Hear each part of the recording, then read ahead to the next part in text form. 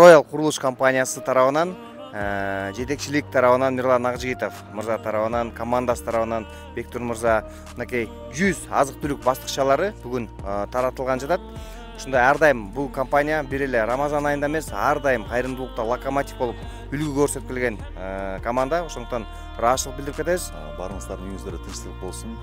Биздин курулуш компаниябыз ар дайым ушул принциптердин биринде жетекчиликтен дагы берилген мындай принциптердин бири бул кайрымдуулук жакка басымдуулук жасоо. Анан ушундай жакшы жумуштардын ичинде элим барсынбы, коому аябай Айдар байкенин жүзүндө аябай жакшы соопторго себепкер болгонуна Кудайым кылган ыраазычылык болсун сиздерге. Биз дагы ушул ыйык Рамазан айында аз болсо дагы ушул жүз үй бүлөгө муктаж үй бүлөлөрүнө тапшырууга деп чечилген.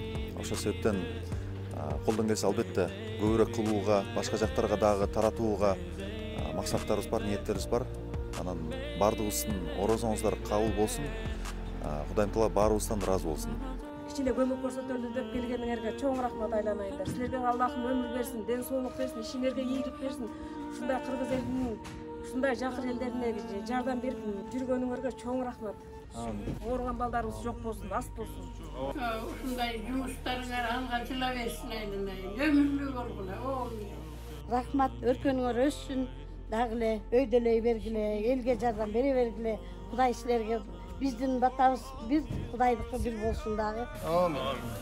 Элдин керегине жарап, элди ойлоп жүрө бергиле, аман болгула, ден соолукта болгула, баарыбыздын орозобуз кабыл болсун. Силердей жаштар көп болсун.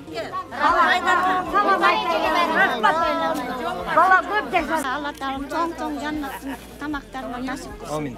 Эки дүйнө бактын берсин. Тилектериңерге, иштериңерге ийгилик берип, Алла Таалам өсүн. Мирлан байкем, сонун дуаларды сиздерге, сиздин компанияга атайын элдер берип атат.